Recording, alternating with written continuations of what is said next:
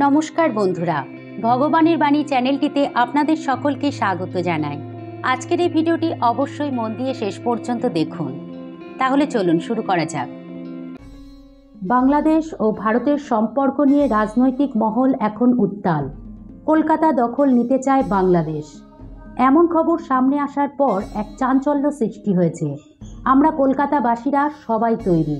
আমাদের আরাধ্য দেবতা চক্রধারী ভগবান শ্রীকৃষ্ণ। আমাদের সংস্কৃতিতে আছে গীতার পবিত্র বাণী। কেউ আঘাত হানতে চাইলে প্রতিবাদে তাকে কিভাবে উপযুক্ত শিক্ষা দিতে হয় সেটা আমাদের সকলেরই জানা আছে। কলকাতা দখলের খবর আসতেই কি হুঁশিয়ারি দিল আমাদের মুখ্যমন্ত্রী মমতা বন্দ্যোপাধ্যায়। তিনি বিধানসভায় দাঁড়িয়ে বললেন, যদি কেউ নির্যাতনের শিকার হয়ে আমাদের এখানে আসতে চায় তাহলে আমাদের কোনো অসুবিধা নেই। আর তিনি স্পষ্ট জানান, এই ইস্যু নিয়ে যারা রাজনীতি করছে তাদেরই ক্ষতি হবে। তিনি আরও বললেন, আমরা পশ্চিমবঙ্গে দাঙ্গা চাই না, শান্তি চাই। বাংলায় সাম্প্রদায়িক সম্প্রীতির একটা নিদর্শন রয়েছে, তা যেন কোনোভাবেই নষ্ট না হয়।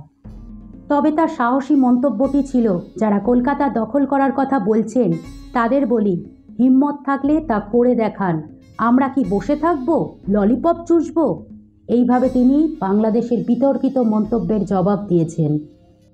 এ তো গেল আমাদের দেশের কথা।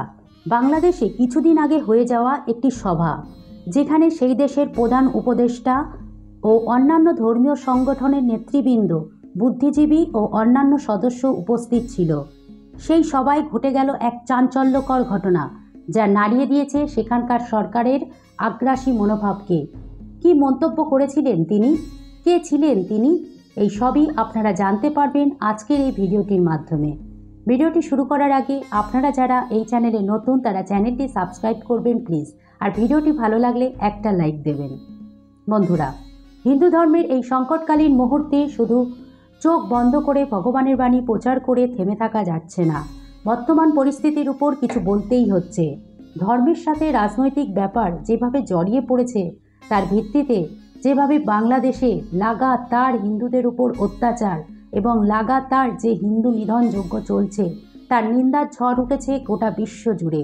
বিভিন্ন দেশে ছড়িয়ে থাকা হিন্দুরা বিভিন্ন প্রান্ত থেকে প্রতিবাদ জানাচ্ছে বিভিন্ন উপায়ে। তাদের মিছিল থেকে ডাক দিচ্ছে, হিন্দু হত্যা বন্ধ হোক। হিন্দুদের উপর অকারণে নির্যাতন এতটাই বেড়েছে যে তাদের নিজের দেশেরই এক বিশিষ্ট কবি, দার্শনিক তথা মানবাধিকার কর্মী আর চুপ থাকতে পারলেন না। তিনি একেবারে হাটে হাঁড়ি ভেঙে দিলেন। তিনি আমাদের মনে করিয়ে দিলেন সেই উলঙ্গ রাজা কবিতাটি। রাজসভায় সাহসিকতার সঙ্গে যে শিশুটি বলে উঠেছিল, রাজা তোর কাপড় কোথায়, ঠিক সেই কাজটিই করলেন এই বুদ্ধিজীবী চিন্ময় কৃষ্ণ দাস প্রভুর পক্ষ নিয়ে। ইউনূস সরকারের চোখে চোখ রেখে তিনি তার বক্তব্য রাখলেন। তিনি যেন আমাদের কিছু মনের কথা সাহসিকতার সঙ্গে সবার মাঝে বললেন। কে ইনি? ইনি হলেন ফরহাদ মজহার। তার সম্বন্ধে আমরা বিশেষ কিছু জানি না, শুধু তিনি একজন বাংলাদেশের কবি, দার্শনিক, মানবাধিকার কর্মী ও পরিবেশবাদী, এটুকুই জানা যায় গুগল নিউজ থেকে। ফরহাদ মজহার সবাই কি বললেন সেটা বলার আগে বলি, চিন্ময় কৃষ্ণ দাস কি করেছিলেন, কি ছিল তার অপরাধ। চিন্ময় কৃষ্ণ দাস প্রভু, যিনি কিছুদিন আগে সনাতন হিন্দুদের হয়ে নাগরিক অধিকার ও মানবাধিকার নিয়ে ন্যায্য দাবিতে গর্জে উঠেছিলেন। সাধু মানে মিনমিনে স্বভাবের হবে, এই ধারণাটাই তিনি বদলে দিলেন। তিনি ঘুমন্ত হিন্দুদেরকে ঘুম থেকে জাগিয়ে তোলার চেষ্টা করেছেন। গণতন্ত্রের জাগরণ চেয়েছিলেন, কিন্তু রাষ্ট্রদ্রোহিতার অপরাধে তাকে বন্দি করে জেলে দেয়া হলো। অপরাধটা কি? জাতীয় পতাকার অবমাননা, যেটা সম্পর্কে তিনি নিজেও অবগত ছিলেন না। তিনি শুধুই ধর্মীয় বক্তৃতা দিতে গিয়েছিলেন সেখানে। হয়তো এটা অন্য কোনো কারণে হতে পারে, একটি পতাকার আড়ালে আরেকটি পতাকা চলে আসতে পারে। না, সেটা কেউ মানবে না। জাতীয় পতাকার অবমাননা হয়েছে, আর এই নিয়ে দুটো দেশের মধ্যে ধর্মীয় সম্প্রদায় ও রাজনৈতিক মহল একেবারে উত্তাল। এমতো অবস্থায় বাংলাদেশে সরকারের তরফে একটি বিশেষ সভা করা হয়। যে সভায় উপস্থিত ছিল বিভিন্ন ধর্মীয় সংগঠনের প্রতিনিধিরা, নানা বুদ্ধিজীবী ও অন্যান্য সদস্যরা। সেই সভায় সবার প্রধান উপদেষ্টার সম্মুখে সেই দেশেরই বুদ্ধিজীবী ফরহাদ মজহার সরকারের চোখে চোখ রেখে যা বললেন তা হলো, তিনি প্রথমেই বললেন, সনাতনী জাগরণ মঞ্চের কোনো সদস্য সেখানে নেই কেন? আর বর্তমানে বাংলাদেশে যে পরিস্থিতি হয়েছে তাতে সংখ্যালঘুদের নাগরিক অধিকার ও মানবিক অধিকার ক্ষুণ্ণ করা হচ্ছে। আর সবথেকে বড় কথা যেটা তিনি বলেছেন যে চিন্ময় কৃষ্ণ প্রভুকে রাষ্ট্রদ্রোহী মনে হয়নি, আর তাই তিনি বিনীত অনুরোধ জানিয়েছেন চিন্ময় কৃষ্ণ দাস প্রভুর বিরুদ্ধে যদি কোনো অভিযোগ না থাকে তাহলে তাকে প্রথম কাজ মুক্তি দেয়া, আর তাকে জামিন না দেওয়াটা আইন লঙ্ঘন করা হচ্ছে। তিনি আরও বললেন তিনি একজন সন্ত, তাকে যদি এভাবে গ্রেপ্তার না করা হতো তাহলে বাংলাদেশে যে আভ্যন্তরীণ সমস্যা সেটা মিটিয়ে নেওয়া যেত, এভাবে বিশ্বের দরবারে তাদের ভাবমূর্তি নষ্ট হতো না। তার এই সাহসী মন্তব্য সত্যিই প্রশংসনীয়। সেই সভায় আরও অনেক ধর্মীয় নেতারা ছিলেন, তারা কিন্তু কেউ একটা সদর্থক কথা বলার জন্য সৎসাহস দেখাননি। যাই হোক, এই ফরহাদ মজহার তিনি তো শাসক পক্ষেরই একজন মানুষ, তার কথার মাধ্যমে স্পষ্ট বোঝা যাচ্ছে চিন্ময় কৃষ্ণ প্রভু নির্দোষ, তার সঙ্গে অন্যায় হচ্ছে। চিন্ময় কৃষ্ণ প্রভুর সম্পর্কে যে যাই বলুক, তবে তিনি রাষ্ট্রদ্রোহী কিছু করেননি।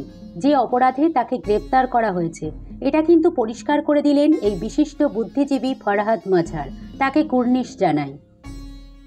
আমাদের দেশেও অনেক রাজনৈতিক নেতা ও সংবাদ মাধ্যমের সঞ্চালিকারাও বেশ সাহসিকতার সঙ্গে হিন্দুদের উপর অন্যায়ের বিরুদ্ধে প্রতিবাদ জানাচ্ছেন, তাদের সকলকেও কুর্নিশ জানাই। বন্ধুরা, আজকের যেটা লেটেস্ট নিউজ, রবীন্দ্র ঘোষ নামে এক প্রবীণ আইনজীবী বাংলাদেশে, যিনি চিন্ময় প্রভুর হয়ে মামলা লড়বেন বলে এগিয়ে এসেছেন সমস্ত মৃত্যু ভয় উপেক্ষা করে, যেখানে এতদিন চিন্ময় কৃষ্ণ প্রভুর হয়ে কোনো আইনজীবী পাওয়া যাচ্ছিল না, এবার একটু আশার আলো দেখতে পাওয়া যাবে বলে মনে হচ্ছে। এই সাহসী আইনজীবী রবীন্দ্র ঘোষ মহাশয়কে আমরা কুর্নিশ জানাই। বন্ধুরা, ভগবান শ্রীকৃষ্ণ এভাবেই দূত প্রেরণ করে রেখেছেন আমাদের জন্য, সমস্ত জীবের মধ্য দিয়েই তার প্রকাশ। সকলের এই প্রচেষ্টা ব্যর্থ হবে না। এই প্রসঙ্গে গীতার একটি বাণী বেশ প্রযোজ্য। কর্মযোগ অধ্যায়ের এই বাণীটি, ন বুদ্ধি ভেদম জনায়েত আজ্ঞানাম কর্মসঙ্গিনাম যোশায়েত সর্বকর্মাণি বিদ্যান যুক্ত সমাচরণ, অর্থাৎ জ্ঞানবান ব্যক্তিরা কর্মাসক্ত জ্ঞানহীন ব্যক্তিদের বুদ্ধি বিভ্রান্ত করবেন না, বরং তারা ভক্তিযুক্ত চিত্তে সমস্ত কর্ম অনুষ্ঠান করে জ্ঞানহীন ব্যক্তিদের কর্মে প্রবৃত্ত করবেন। বন্ধুরা, আমাদের কাছে এই মুহূর্তে মানবিকতা ও রাজনৈতিক স্থিতিশীলতা প্রয়োজন, তাই এই সময় কোনো উস্কানিমূলক মন্তব্য নয়। সাধারণ মানুষের স্বার্থে সাম্প্রদায়িক সম্প্রীতি ও দুই দেশের সম্পর্ক রক্ষার জন্য আরও সংবেদনশীল হওয়া প্রয়োজন। সত্যের জয় হবেই। বন্ধুরা, আজকের ভিডিওটি এই পর্যন্তই। ভিডিওটি ভালো লাগলে শেয়ার করবেন প্লিজ। জয় শ্রীকৃষ্ণ। ধন্যবাদ।